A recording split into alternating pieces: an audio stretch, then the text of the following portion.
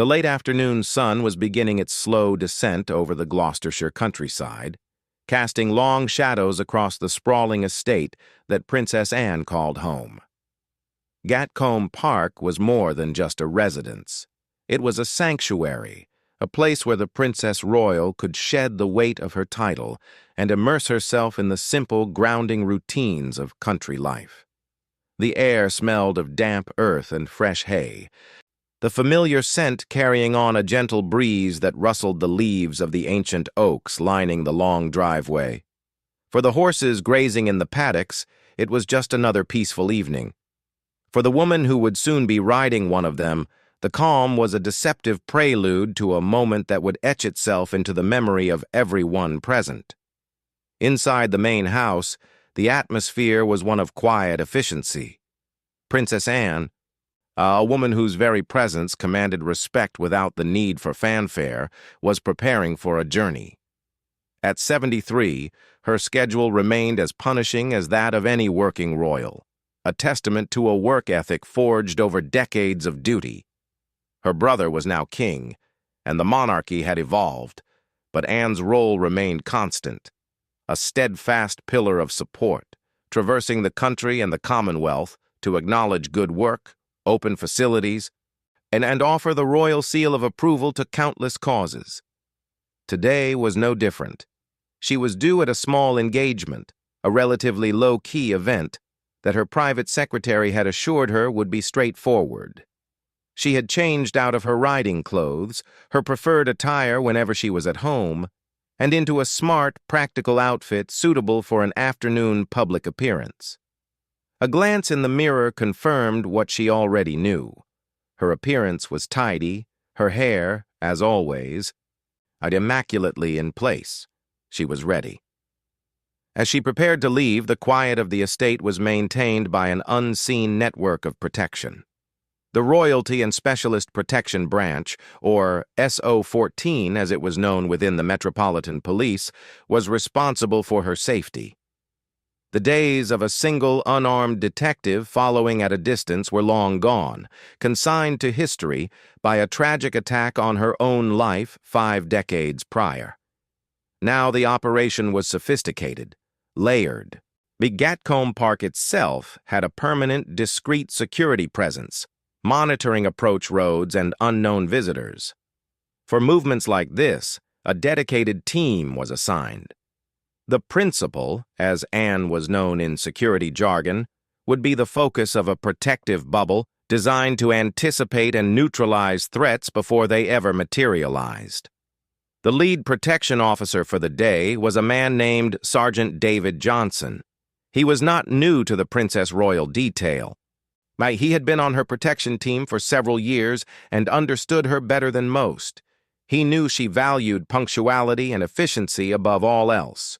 She did not appreciate fuss or delay.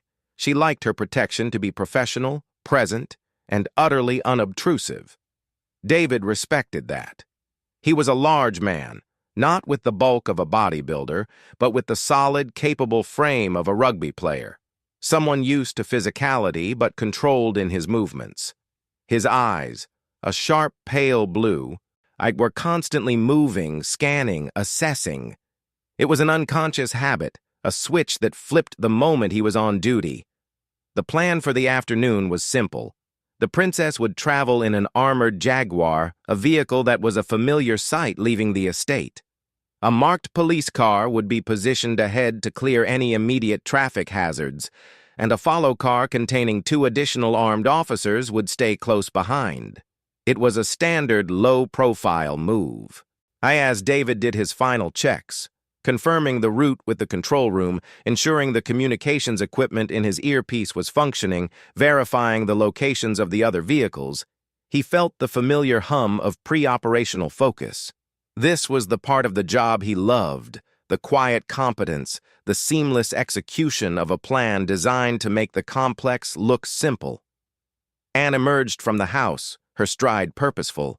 She acknowledged the protection team with a brief nod, a gesture of recognition that was neither cold nor overly familiar.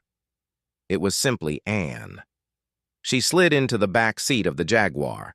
the heavy door closing with a solid, reassuring thud. David took his place in the front passenger seat, his gaze fixed on the world beyond the windscreen. In the driver's seat was a specialist police driver, a man whose skill behind the wheel was as crucial to their safety as David's own marksmanship. The convoy began to move. As the cars gliding silently down the driveway, past the gatehouse where the estate security gave a wave, and out onto the open road. The journey was uneventful, the usual flow of British countryside traffic parting for the discreetly marked police car at the front. Inside the Jaguar, the silence was comfortable. Anne reviewed some papers in her lap, occasionally glancing out at the passing fields. David remained still, his mind a constant whirlwind of assessment. The cars around them, or the pedestrians on the pavement, the motorcycles filtering through traffic, the bridges they passed under. He noted a white van that had been behind them for a few miles, its driver seemingly patient. He logged it, but it triggered no immediate alarm. These were the patterns of a normal journey. They entered the outskirts of a small market town, the architecture shifting from open countryside to stone-built homes and local shops. The lead car signaled, guiding them onto the high street. The traffic was moderate, a typical afternoon bustle. As they approached a junction near the town square, the lead car began to slow, preparing to turn. The Jaguar followed suit, and then, in a fraction of a second, everything changed. From a side road to their right, a vehicle shot out with shocking speed.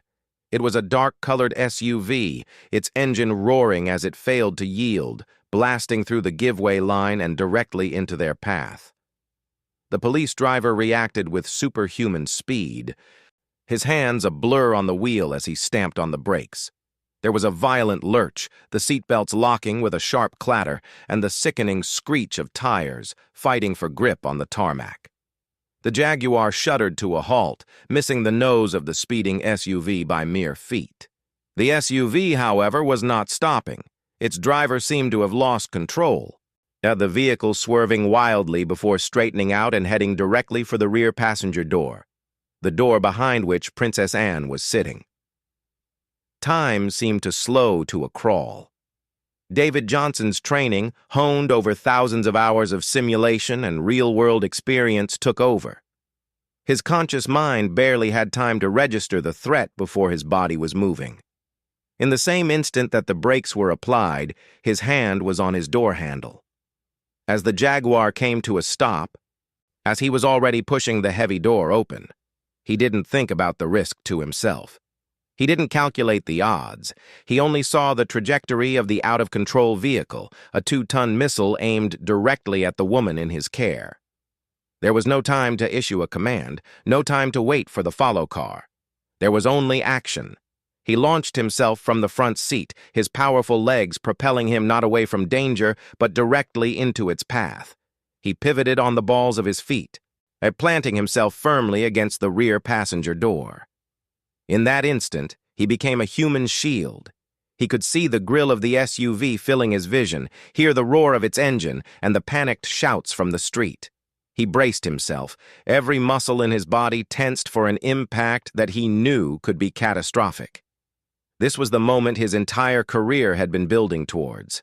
This was the oath he had sworn, the promise made tangible in the face of onrushing steel.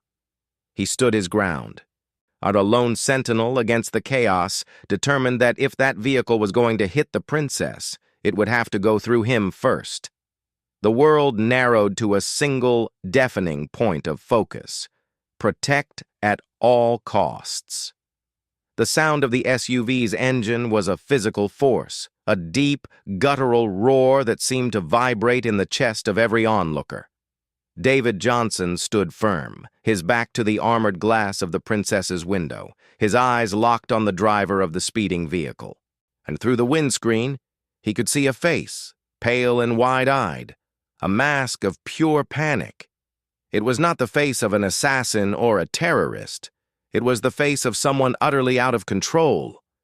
In that fleeting second, David realized this was likely not an attack, but a catastrophic accident, a thought that offered no comfort whatsoever, as an accident could kill you just as dead as a bullet. In the back seat, Princess Anne had not screamed. She never did. A violent stop had thrown her forward against her seatbelt, the papers she had been reading scattering across the floor. Her first instinct, honed by a lifetime of public duty and a personal philosophy of stoicism, was to assess. Her ears rang with the screech of tires and the blare of a horn from the lead car. Through the tinted window, she saw the solid, broad back of David Johnson, his arms braced against the doorframe. Beyond him, the world was a blur of motion, but she understood instantly what was happening. She saw the SUV swerving, correcting its trajectory, heading straight for them. She felt the familiar icy calm of crisis settle over her.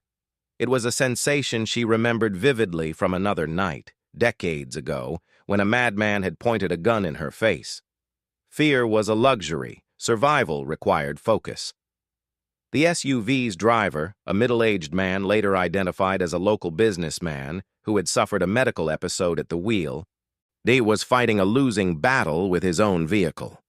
Witnesses would later describe Khan Dao Ta clawing at the steering wheel, his foot jammed on the accelerator instead of the brake.